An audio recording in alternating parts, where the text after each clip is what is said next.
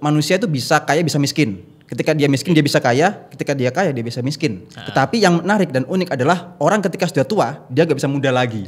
Oh begitu. Betul. Jadi, karena kan meskipun ada istilah jiwa muda meskipun usia tua tuh nggak ngaruh. Betul, karena kan mungkin secara jiwa muda, tetapi kan biologi tidak bisa dibohongi ya seperti itu. Ya. Pemuda itu merupakan generasi pencetak sejarah dan itu sudah bahasanya ya secara de facto dan de jure itu terbukti karena kan bisa kita katakan kemerdekaan Indonesia maupun peradaban-peradaban lainnya ya termasuk peradaban Barat, peradaban Islam, peradaban Timur Tengah atau peradaban Timur itu pasti ada segolongan atau 1-2 sekelompok pemuda di situ. Ada peran-peran mereka yang besar di situ. Betul. Ya? Jadi saya buka memang bahwa pemuda itu ya pencetak sejarah.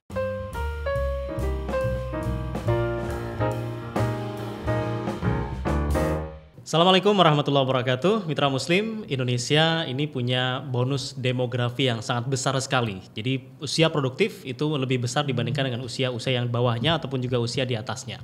Nah, banyaknya usia pemuda ini tentunya bisa menjadi pisau bermata dua. Sebagai sebuah potensi kekuatan atau justru kalau tidak dikelola dengan baik maka akan menjadi sebuah bencana kalau misalnya pemuda tersebut tidak bisa diarahkan dalam hal-hal positif. Ada teman saya yang baru saja merilis buku Indonesia Negara Pemuda. Ini maksudnya apa nih? Negaranya yang muda gitu ya? Atau mungkin semangatnya yang muda? Atau mungkin juga pemimpinnya yang muda? Nah, ini kita akan diskusikan Ini kita akan diskusikan hari ini dalam Lini Masa. Ya, alhamdulillah sudah hadir Mas Himas Muhammadi Imamullah Al-Hakim atau akrab disapa Cak Hakim ya, seorang aktivis hukum yang juga sudah berkelana nih di bidang kepemudaan di seluruh Indonesia kayaknya. Cak Hakim, assalamualaikum. Waalaikumsalam warahmatullahi wabarakatuh, Mas Nasir. Ini berapa tahun gak ketemu, topinya udah ganti nih. Nah itu dia hasil berlayar di ini ya samudra kepemudaan ya. Hasil berlayar di samudra kepemudaan. Oke. Tapi kalau lihat kondisi kepemudaan saat ini, Cak Hakim, gimana? Apakah baik-baik saja atau tidak sedang baik-baik saja nih pemuda kita? Saya lebih suka memilih kata-kata optimis ya. Betul, artinya apapun yang terjadi dengan realita maupun kondisi yang ada di lapangan ya. Karena ya banyak Mas Nasir kayak berita kemarin yang terbaru ya beberapa waktu yang lalu kan ada sayangnya ya mahasiswi yang ya ditemukan bunuh diri di di kampus maupun yang lainnya di banyak tempat yang itu kan menunjukkan suatu realita bahwa memang pada satu sisi terjadi sesuatu atau ada tanda kutip hal yang dibutuhkan, hal yang kurang oleh generasi muda kita. Tetapi itulah kenapa saya memilih kata-kata optimis ya? Terhadap generasi muda. Kayak tadi disampaikan Mas Nasir bahwa ya kita mau tidak mau harus menjadikan generasi muda ini sebagai bonus demografi, bukan beban demografi. Oke, bonus yang memang harus benar dinikmati sebagai bonus, digunakan sebagai bonus ya. Jangan dihilangkan bonus itu atau mungkin gak diambil. Betul, disia-siakan. Sia-siakan. Kan kadang kita banyak tuh dapat bonus ini itu sebagainya tapi gak diambil. Betul banget. Disia-siakan. Karena anggapnya kan tadi ini cuman besok ada lagi dan sebagainya gitu ya. Padahal satu generasi ini juga lumayan ya kalau mau bikin sebuah generasi. Karena negara-negara lain kan sudah decline tuh. Generasi mudanya sudah hampir menurun. Bahkan ada yang mau impor generasi muda. Indonesia mengekspor kayaknya. Nah itu dia. Bahasanya sampai turah-turah gitu ya. Turah-turah. Sepakat. Baik, Cak Hakim sekarang aktivitasnya apa saat ini? Kebetulan saya tetap ini Mas setia sebagai penganggur banyak acara. Pengacara. Ya. Betul sekali. Pengacara, lawyer. Alhamdulillah ini tahun kelima saya sebagai lawyer sejak pertama kali dilantik tahun 2016. Tetapi kalau kita bicara aktivitas di dunia hukum, saya sejak kuliah ya S1 2010 kemudian lulus yaitu senantiasa ya aktivisme maupun advokasi baik itu sosial maupun hukum tetap saya lakukan. Kok milih jalan ini nih Mas? Jalan ninja ya. Cak Hakim ya. Jalan ninja atau jalan bajak laut nih kalau istilahnya nakama nih. Kalau berarung di samudera itu jalan bajak laut. Wah, itu dia. Oke. Kalau memilih ke pemuda Mas utama khususon ya karena ini juga saya ulas di buku saya Indonesia Negara Pemuda bahwa orang itu manusia itu bisa kaya bisa miskin. Ketika dia miskin dia bisa kaya, ketika dia kaya dia bisa miskin. Tetapi yang menarik dan unik adalah orang ketika sudah tua dia gak bisa muda lagi. Oh begitu. Betul. Jadi, karena kan meskipun ada istilah jiwa muda meskipun usia tua tuh nggak ngaruh. Betul, karena kan mungkin secara jiwa muda, tetapi kan biologi tidak bisa dibohongi ya, seperti itu. Ya. Meskipun dioperasi macam-macam nggak bisa bohong itu ya. dia, makanya kan di beberapa fiksi-fiksi kan dicari air mata awet muda gitu ya, agar tadi menumbuhkan harapan generasi senior. Saya nggak ngomong generasi tua, generasi senior, agar mereka tetap semangat untuk berjiwa muda. Jadi itu mungkin yang diantaranya mengapa saya tetap memilih concern di bidang kepemudaan, Mas, karena ya tadi yang namanya advantage atau privilege sebagai generasi muda itu bahasa saya nggak bisa diulang. Makanya mumpung saya masih muda, ya meskipun kalau secara usia undang-undang, usia muda saya sudah bisa dikatakan lampu merah karena saya udah 30 plus sekian bulan. Kalau pemuda sampai 40 ya? 30 tahun kalau di undang-undang kita. 30 tahun. Di undang-undang 40 2009 itu 30 tahun. Sementara kalau kita pakai aturan lain kayak Karang Taruna atau itu KNPI ya, tentu masih bisa dinego lah 40, 45 gitu ya. Atau pakai usia di PBB itu bahkan sampai usia produktif itu masih dikatakan usia muda. Seperti itu. Yang penting produktif ya. Betul sekali. Jadi itu diantara mengapa saya memotivasi saya untuk memilih concern di isu ini, Mas Nasir. Gitu. Oke, dan tadi ini adalah buku ke berapa nih kalau bisa disampaikan ke Mitra Muslim? Alhamdulillah ini buku ke-11, Mas Tahir, ke-11? Indonesia Negara Pemuda, betul. Cetak sendiri atau gimana itu? Alhamdulillah ini ya nyetak independen ya, artinya kan kita juga memberdayakan indie book, memberdayakan sesama aktivis juga, karena saya juga cukup setia dengan penerbit-penerbit yang memang masih punya tanda kutip idealisme gitu ya, untuk membantu kawan-kawan penulis pemula maupun kawan-kawan sesama aktivis mencetak buku. Tuh. Ini ke-11. Adapun kalau buku karya saya sendiri itu 3, Mas. Yang pertama, sama ini berarti 4. Yang pertama itu konstitusionalisme Piagam Madinah, itu skripsi saya. Skripsi. Yang 1, betul. Jadi mengulas soal Piagam Madinah dari perspektif negara hukum. Kemudian yang kedua ada prophetic public speaking. Itu juga mengulas public speaking dari perspektif Nabi dan Rasul. Nah, yang ketiga ada buku judulnya Indonesia Negara Hukum. Nah, ini memang spesifik ke dunia hukum, betul. Dan ini yang keempat itu Indonesia Negara Pemuda. Ini bakti saya menjelang habis tanda kutip umur kepemudaan menurut undang-undang ya. Tuh, jadi gitu sih, Mas. Kenapa ditulis Indonesia Negara Pemuda di akhir usia kepemudaannya Cak Hakim, bukan di awal masih remaja gitu kan? Oke. Masih muda gitu. Ini menarik karena saya menilai bahwa tanda kutip bisa jadi ini ya kalau secara undang-undang ini kan ibarat buah dari Islam ketika saya dulu masih jadi tunas, bibit ketika saya mungkin SMP, SMA, kemudian berproses lebih dalam dan lebih luas lagi di dunia perkuliahan baik itu S1 maupun setelah pasca kampus, dan saya menganggap bahwa ini momentum yang tepat. Yang pertama secara pribadi karena saya sudah tanda kutip selesai, jadi saya mungkin sudah akan meninggalkan masa muda. Betul, purna muda bahasanya, purna muda sih itu. Dan yang kedua momentumnya juga tepat karena ini juga ya tanda kutip menyemarakkan Sumpah Pemuda ke-95 di tahun 2023 ini. Oh ya, bulan Oktober ini ya. Betul. Sumpah Pemuda. Dan kalau secara garis besar ini buku bahas apa nih Indonesia Negara Pemuda? Baik. Kalau pembahasan jadi ada kurang lebih 8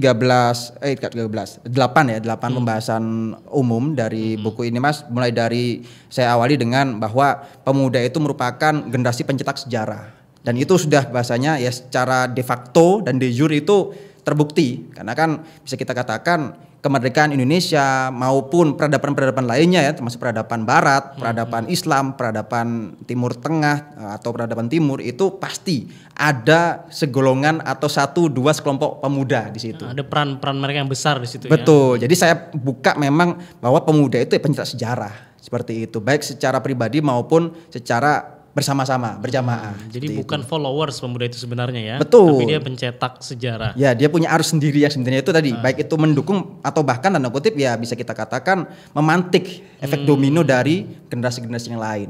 Jadi kalau pemuda sekarang mengikutin gayanya yang sudah senior-senior itu sebenarnya bukan muda gitu ya. Nah, bisa jadi dia tanda kutip kena bahasanya gerontokrasi ya. Jadi kena penyakit tua ya, pengen kelihatan tua gitu. Kan ada tuh misalnya nih sebuah partai yang mengklaim sebagai partai anak muda, tapi kemudian kalau dilihat kok sistemnya kayak tua banget nih gitu. Nah itu kan kalau kita bicara partai politik kan akhirnya kan ya kita perlu melihat apakah, karena kan kita bicara politik itu kan sesuatu siasat untuk mencapai tujuan. Nah barangkali kan kepemudaan yang mereka tawarkan itu kan bahasanya politik depan panggung, tetapi politik di belakang panggung itu sistemnya itu bisa jadi ya tadi ya benar untuk anak muda, cuman anak mudanya anak siapa gitu kan ya. Anak mudanya harus punya privilege ya. Nah itu dia, privilege-nya plus lagi tuh. Gitu. Bicara soal privilege Mas Nasir, ini juga saya bahas di buku ini di bagian kedua bahwa pemuda itu privilege. Nah, kenapa pemuda itu privilege? Karena tadi orang bisa miskin bisa kaya, dinamis, tapi kalau orang tua udah nggak bisa lagi muda, meskipun dia ngeklaim jiwanya muda. Oke, kita apresiasi lah. Tapi secara ya tubuhnya nggak lagi muda, nggak bisa bohong lah. Fisiknya, biologisnya udah nggak muda lagi. Betul, termasuk KTP-nya. Bahkan 5 menit yang berlalu sejak sekarang ini udah nggak bisa kita ulang lagi. Betul sekali. Artinya kan itu kalau bahasa ini kan ya demi masa ini kan menjadi penting banget untuk kita maksimalkan. Makanya di sini di buku ini saya sampaikan secara khusus bahwa kepemudaan atau status muda itu privilege. Makanya ketika kita mengemban status muda, termasuk saya pribadi maupun pendengar suara muslim dimanapun kawan-kawan berada, itu kita maksimalkan status muda itu. Kenapa? Karena contoh paling konkret, kalau kita sebagai mahasiswa atau pelajar itu kan dapat banyak diskon atau potongan. Termasuk ini mungkin saya sedikit mendorong untuk menggunakan transportasi publik ya, kayak naik Surabaya bus, ya kan? Itu kita bilang aja mahasiswa pelajar diskon 50%. Iya, beli buku juga ada diskonnya. Betul banget. Belanja makan gitu ya kan di tempat-tempat itu banyak tuh. Itu privilege artinya. Belum lagi kita tanda kutip ya tadi gunakan privilege itu untuk belajar ke senior, magang ya kan atau bekerja dan sebagainya. Nah, sekarang tadi tinggal pertanyaan bagaimana generasi muda hari ini tuh menyadari dan juga tahu dengan modal mereka sebagai pemuda bahwa pemuda itu privilege, mereka tinggal meningkatkan privilege mereka lainnya, sehingga harapannya ketika mereka sudah masuk ke fase purna muda atau fase-fase produktif ya kalau bahasanya kan di umur 40 30 ya kan itu mereka bisa akselerasinya lebih cepat. Oke, jadi ada pengalaman-pengalaman yang sudah digunakan itu tadi ya, mempercepat akselerasi.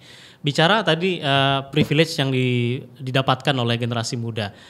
Bagaimana juga dengan orang-orang yang mengatakan generasi muda saat ini generasinya tuh kayak generasi strawberry, lemah lah, nggak punya daya juang, generasi rebahan. Padahal mungkin konteksnya yang ngasih istilah ini juga berbeda zaman dengan mereka yang hidup saat ini. Cak Hakim sebagai pemuda gimana melihatnya itu? Setuju apa enggak atau mungkin ada tanggapan? Oke, kalau kita bicara setuju nggak setuju kan tentu ini kita bicaranya pandangan masing-masing orang dan tentu memiliki preferensi. Dan kalau kita juga bicara tanda kutip secara keilmuan kan tentu ya hipotesis itu kan dibuat berdasarkan dari asumsi mereka masing-masing dan itu ya kita terima saja. Tetapi itu menjadi catatan dan pelajaran realita kepada kita generasi muda terutama. Artinya apa? Ketika kita generasi-generasi lain itu melihat oh ini generasi sandwich ya, ada generasi strawberry lah atau generasi apapun istilahnya kan. Sebenarnya kalau saya pribadi melihatnya ini sebenarnya nggak terjadi pada hari ini saja. Bisa jadi asumsi saya.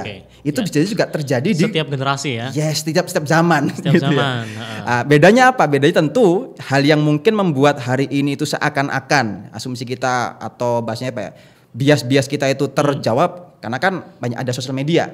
Itu jadi seakan-akan disamaratakan, digeneralisir seperti itu. Itu memvalidasi ya sosial media ini ya. Yes, afirmatif biasnya kan makin kuat tuh seakan-akan. Tapi Cak Hakim setuju kalau misalnya generasi itu generasi strawberry saat ini. Saya kira saya kurang sepakat seperti bahasa saya karena tadi mungkin itu temuan di sebagian tempat. Nah, tetapi kalau kita melihat di tempat-tempat lain bisa jadi generasi mudanya itu bisa kita katakan orang-orang yang struggle, apalagi barangkali yang tadi ya tanda kutip dari segi sosial media mereka terbatas, kemudian mereka benar-benar fokus dengan kehidupan kampung mereka ya kan, ya let's say di pedesaan, di perkampungan atau mungkin bisa kita katakan di luar sana Mas, di Afrika, di Timur Tengah yang mereka secara struggle itu lebih jelas kan, seperti itu ya, lebih clear. Artinya kan mau nggak mau anak mudanya you mau lehan, rebahan atau you mau kerja gitu kan, gitu. Jadi saya kira mentalitas itu mungkin bisa jadi ada di suatu generasi atau peradaban, tetapi bisa jadi nggak berlaku buat suatu generasi di peradaban yang lain seperti itu. Jadi pasti ada di dalam setiap zaman tersebut ya. Yes, saya lebih sepakat seperti itu. Baik, jadi Cak Hakim melihat generasi strawberry itu di setiap zaman ada. Yes. Sekarang ini lebih terungkap lebih banyak karena paparan media sosial. Betul. Tapi media sosial itu berpengaruh nggak dalam mental mungkin generasi muda gitu, menjadi lebih tangguh atau justru sebaliknya menjadi lebih rapuh? Oke, terkait dengan sosial media, sebagaimana as we know, Mas Nasir dan kawan-kawan suara muslim pendengar dimanapun berada ya. Jadi memang temuan-temuan pada akademisi lain juga menunjukkan hari ini tuh tantangan generasi milenial, generasi Z Alpha, generasi muda lah ya, itu instant gratification. Nah, ya, contoh nih, generasi kita 90-an itu masih harus sabar untuk contoh nih. Untuk dapat baju baru, kita harus sabar nunggu lebaran atau naik kelas, betul gitu ya, atau ulang tahun gitu ya. Dapat prestasi gitu ya. Betul, atau nunggu turunan dari kakak gitu ya. Iya, harus nunggu intinya. Betul, ada tanda kutip proses sabar, proses-proses yang harus kita lalui. Termasuk juga mau nonton One Piece atau nonton Naruto, ya harus tunggu hari Minggu ya kan, ngaji karena dulu. cuma seminggu sekali ya. Betul, belum lagi ngaji dulu ya kan, buat nonton Tsubasa gitu ya. Nah, sementara generasi kita hari ini, muda hari ini itu mereka seakan-akan bisa potong kompas untuk mendapatkan semua itu dengan cara apa tadi, untuk nonton apapun ya kan, nonton One Piece dan sebagainya, udah tinggal buka HP selesai gitu kan ya. Yang artinya ya memang tantangan generasi muda hari ini ada proses-proses yang memang di skip karena adanya teknologi. Tetapi hal ini juga menjadi bagi kami optimis. Kenapa? Karena ini memudahkan kita semua juga. Hari ini kawan-kawan untuk tanda kutip mengetahui apa yang terjadi dengan dunia luar, apa yang terjadi di Amerika, di Palestina, ya kan, aksi-aksi di Inggris, di UK atau nonton bola kan. Sekarang ya kita bisa nonton langsung secara live langsung ya kan di layar genggam kita seperti itu. Jadi ini bagi saya memang ada plus minusnya. Mas Nasir terkait dengan sosial media itu sendiri. Jadi akselerasinya lebih cepat dirasakan oleh mereka gitu ya. Yes, indeed. Ini tentu privilege juga Pak kan? Banget. Nah, artinya harusnya kualitasnya lebih bagus dibanding kualitas pendahulu mereka. Harusnya seperti itu. Tapi kalau kita lihat sekarang konsen mereka yang paling banyak apa nih di media sosial tuh? Kalau concern generasi muda memang banyak riset juga yang menyampaikan bahwa generasi muda hari ini tuh lebih concern bagaimana sosial media atau teknologi itu mampu meningkatkan bahasa saya itu privilege ekonomi mereka, baik itu dari segi profesionalitas, kemudian content creator, influencer, yang dimana hal ini juga bagi kami ya positif. Akhirnya kan spreading kebaikan atau menyampaikan kebaikan jauh lebih mudah hari ini. Oke. Atau tadi masalah ekonomi yang orang mungkin selama ini dia tinggal di rumah aja lesehan, leyeh gitu maksudnya, tapi dapat penghasilan. Bisa jadi, artinya ya nggak leyeh juga ya. Artinya kan mereka juga, betul remote working, kantor, remote working. Kemudian tadi bahasanya kerja di Indonesia tapi gajinya luar negeri gitu ya. Itu banyak hari ini memang seperti itu. Betul. Bahkan sampai sama tetangganya dikira dia pesugihan gitu ya. Padahal memang pesugihan ya. Sugihnya memang dari tadi ya, dari kemampuan akselerasi IT yang luar biasa. Itu sih Mas. Itu adalah privilege yang didapatkan oleh generasi muda saat ini. Itu dibahas di buku ini. Nah, itu juga kami bahas terutama dalam konteks di ini Mas, bahwa pemuda itu merupakan roda ekonomi bangsa. Itu kan kita juga hasil dari FGD kita dengan akademisi dan juga praktisi soal bisnis. Ternyata itu tadi terutama ketika pandemi ya kan, kemarin itu 2 tahun terakhir itu kan menunjukkan bahwa ya tidak hanya dalam konteks bisnis tapi juga dalam konteks akademik juga ya kan, dengan hybrid learning, online learning dan sebagainya, itu kan juga mempengaruhi bagaimana generasi muda hari itu belajar. Dan itu ya alhamdulillah kita melihatnya ya tadi ya positif ya, artinya optimis bahwa insya Allah generasi muda Indonesia hari ini itu bahasanya itu balance. Artinya balance itu apa? Ya mereka suka tanda kutip dengan hal yang viral gitu ya. Nah, tetapi mereka nggak cukup dengan nge-like doang. Mereka lebih tertarik untuk viral nih, coba ke sana kan. Sehingga akhirnya banyak fenomena tempat yang awalnya itu sepi, indah, nggak viral ya kan, diviralkan sama anak muda. Akhirnya kan anak muda yang penasaran, kerisnya ini bagus keris ini kan ya. Mereka ingin real life experience. Ya, ini kan hal yang positif bagi anak muda. Tapi akhirnya kan ketika itu nggak terbendung, akhirnya yang viral itu ya jelek gitu ya. Atau justru tempat yang awalnya indah sekarang berubah jadi tempat sampah. Betul, karena tidak tadi bisa menjaga itu. Artinya kan nggak terkontrol bahasa itu ya. Nggak terkontrol. Tapi bicara tadi yang ikut kemudian nge-like dan sebagainya, ada yang menyebutkan Cak Hakim ya, generasi muda itu memang aware dengan isu-isu yang lagi ramai di media sosial. Tetapi mereka itu hanya isu sesaat, viral sesaat. Misalnya kasus yang rame apa? Dulu kasus Widang misalnya. Sesaat, sekarang udah nggak dibahas lagi. Sekarang mungkin yang rame apa nih? Palestina gitu ya. Betul. Capres cawapres gitu. Betul. Ya udah cuma sekedar seperti itu. Kesisanya ya mereka balik lagi ke yang keseharian mereka. Ya kalau isu atau fenomena ini sih menurut saya Mas Nasir dan kawan-kawan Suara Muslim dimanapun berada ya, itu hal yang sama ya, lumrah terjadi di setiap zaman. Kalau kita mau tanda kutip berkaca pada zaman-zaman kemerdekaan, pra kemerdekaan, bahkan mungkin di tahun NKKBKK dulu ya, zaman-zaman Orde Baru, itu kan sama apa yang ingin dibahas oleh media itu kan ya itu yang viral bahasanya kan, sama hari ini juga. Apalagi sosial media kan as we know sekarang Mas, ya kan ada shadow ban, restriction, block dan sebagainya, itu kan menunjukkan bahwa ya memang media, sosial media sebagai perusahaan pasti punya kepentingan. Nah, pertanyaan tadi, bagaimana generasi muda ini sebagai digital netizen, ya kan, mereka yang juga hidup tanda kutip bareng dengan teknologi dan juga sosial media ini ya mampu secara sadar bahwa, dan juga punya literasi soal informasi, bahwa ya mereka punya kendali penuh dengan sikap mereka, dengan keberpihakan mereka, dengan literasi mereka dibandingkan oleh infiltrasi atau pengaruh dari algoritma sosial media itu sendiri. Jadi harus punya isi ya mereka ini. Yes, makanya kan memang kita mungkin yang kita butuhkan dari generasi senior purna muda adalah bahasanya itu generasi muda itu membutuhkan prinsip-prinsip atau value-value apa yang mereka butuhkan. Jadi gini, bahasanya Ki Hajar kan ingar sosung telodo. Nah, itu kan untuk orang-orang yang purna muda, senior. Makanya kan memang tantangan buat generasi yang purna muda atau senior adalah menjadi teladan, Mas. Dan itu kan bisa kita katakan ya, agar generasi muda kita ini jadi bonus demografi, ya mereka harus dikasih contoh oleh senior-senior bahwa ya bahasanya itu ya kesalahan ataupun kebaikan itu yang salah jangan sampai diulangi sama generasi muda, ya kan? Yang benar ya harus dilanjutkan seperti itu. Jadi intinya tetap harus mengisi diri dengan berbagai macam value agar nggak cuma ikut-ikutan, nggak jadi followers, tapi juga paham nih kemana nih isunya gitu. Nggak FOMO, nggak FOMO. Nah, bicara FOMO tadi, kalau masalah politik FOMO nggak anak muda sekarang ini di medsos itu? Kalau FOMO kita melihatnya juga sama, Mas. Sebenarnya kan kalau isu politik kan bisa kita katakan musiman ya, kan, karena kan nggak setiap hari, nggak setiap tahun ya kan, ya apalagi hari ini kan serentak semuanya nih. Betul. Pilkada serentak, pilpres dan dalam satu waktu yang artinya ini sebenarnya juga menjadi optimisme kami bahwa generasi muda akhirnya tahu bahwa suara mereka itu sangat tanda kutip dibutuhkan sama semua penguasa maupun semua partai politik seperti itu. Makanya kan juga bisa saya katakan hampir semua partai politik maupun entitas politik itu pasti punya sayap kepemudaan seperti itu, atau perwajahan anak muda lah seperti itu. Ya sekali lagi ya, entah itu sebagai gimmick atau memang secara organik ya gitu ya. Tapi poin pentingnya itu menunjukkan bahwa ya tadi generasi muda hari ini tuh mau nggak mau mereka harus terlibat sebagai subjek. Oke, terlibat sebagai subjek bukan hanya sebagai objek. Betul. Dari politik saat ini. Yes. Soalnya kalau kita lihat misalnya Cak Hakim, memang pemilih muda ini sangat banyak sekali kan, dominan di 2024 nanti itu, atau mungkin di sebelum-sebelumnya. Tapi kalau kita lihat partai politik yang pemenang pemilu dari pemilu-pemilu sebelumnya itu kan partai tanda kutip lama semua tuh. Betul. Itu tua semua gitu kan, baik pengurusnya ataupun juga partainya. Betul. Itu apakah dalam artian sebenarnya generasi muda ini ikut sama orang tuanya aja pilihannya itu, dia nggak punya pilihan sendiri?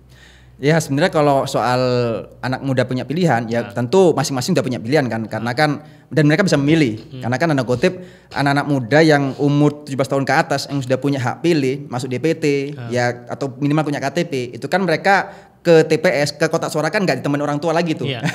Tapi kan di rumah udah dikasih tahu pilih ini ya, Le. Nah, tapi tetap ketika mereka dibeli suara kan nggak didamping siapapun, ya kan.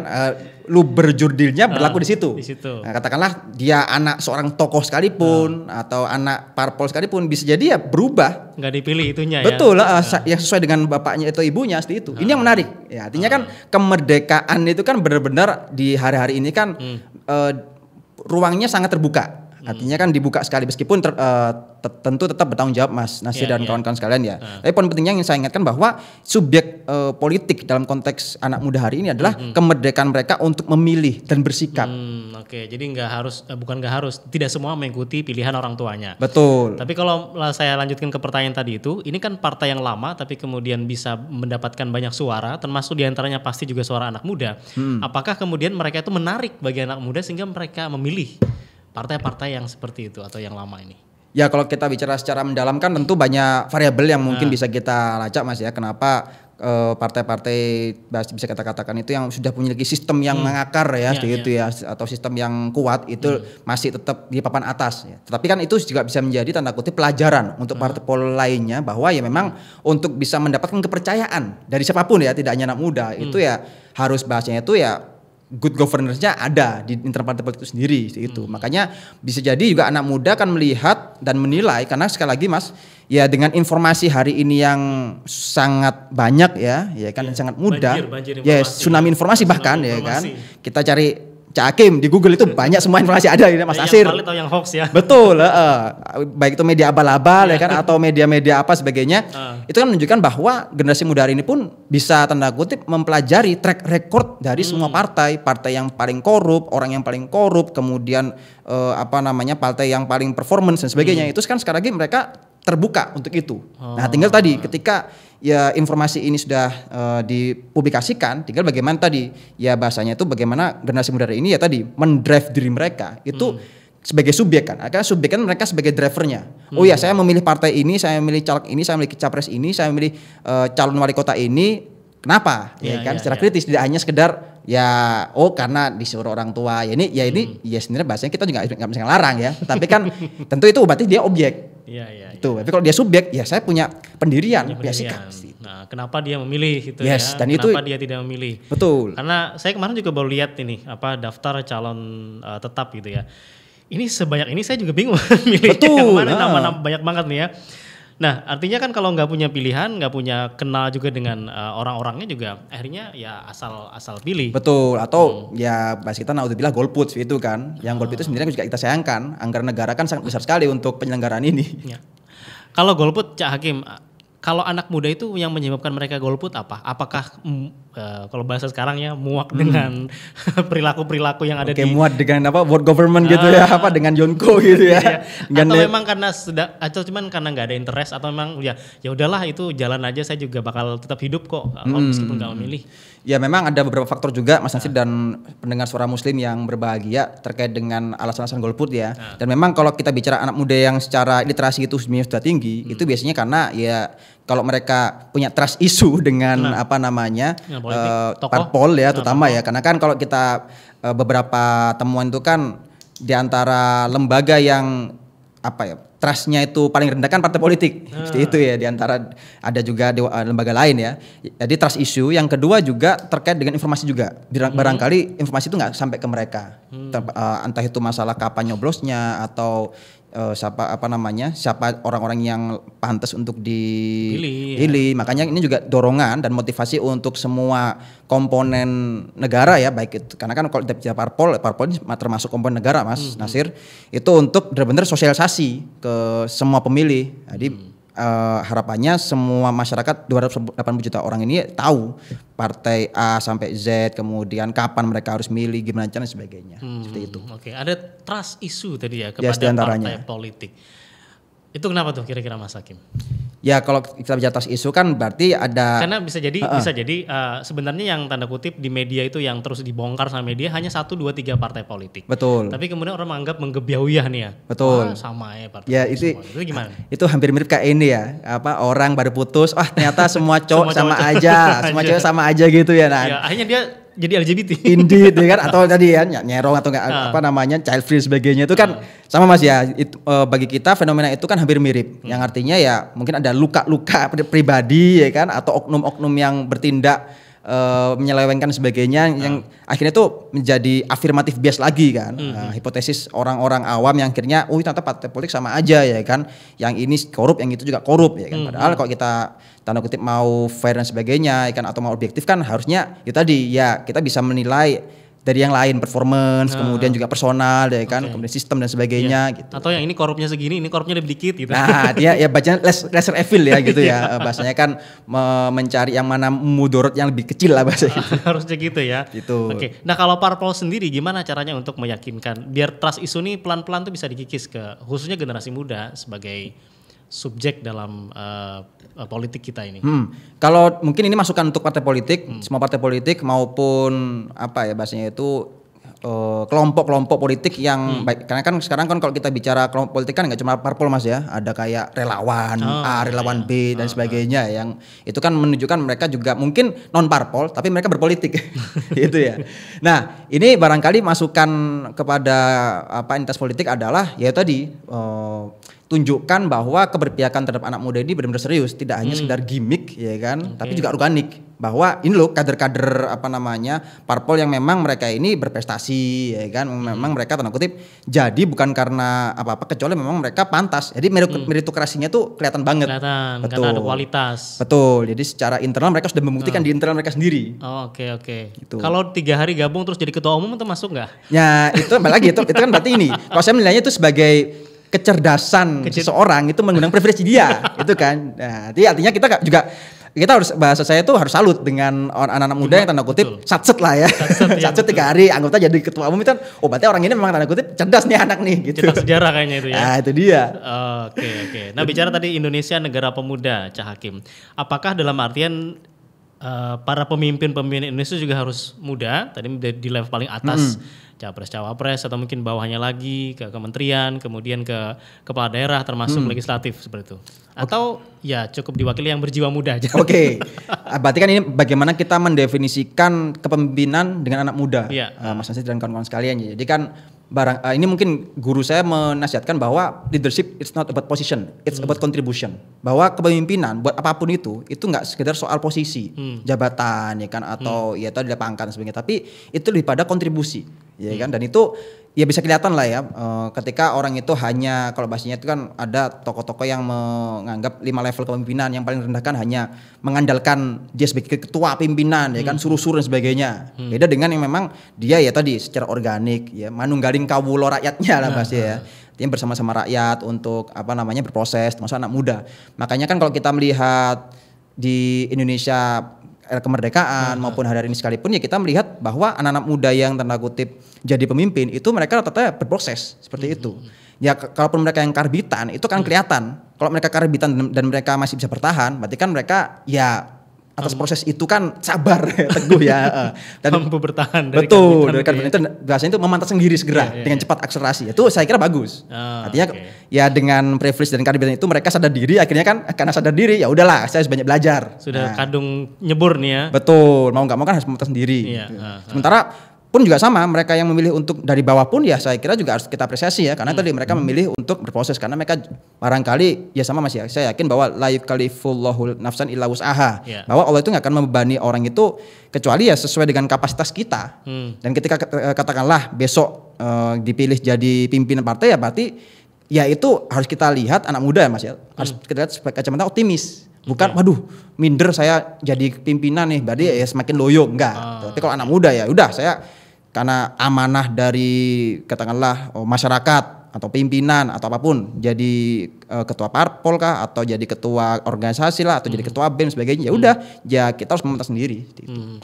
Terakhir, Mas Hakim, seberapa penting sebenarnya pemuda ini mengisi pos-pos dalam pemerintahan ataupun juga eksekutif dan juga legislatif? Oke, kalau kita bicara seberapa penting dan mendesak memang. Penting dan mendesak. Betul, karena kan ada pentingnya tapi gak mendesak, berarti kan bisa nanti pas udah tua gitu ya. Jadi bagi saya hari ini ya penting mendesak. Kenapa mendesak? Karena sekali lagi ya fakta membuktikan bahwa hari ini tuh ya kita ada di tanda kutip transisi bonus demografi. Kalau hari-hari ini tidak kita maksimalkan generasi muda itu dalam membuat kebijakan ya kan yang pro dengan generasi muda esok hari ya kan, kemudian juga tidak mengawal orang-orang yang terpilih baik itu di tingkat eksekutif, legislatif, masuk yudisial, karena kan ya as we know Mas Nasir dan juga para pendengar bahwa ternyata ya hari ini kan kita tahu bahwa lembaga yudisial ini penting banget ya.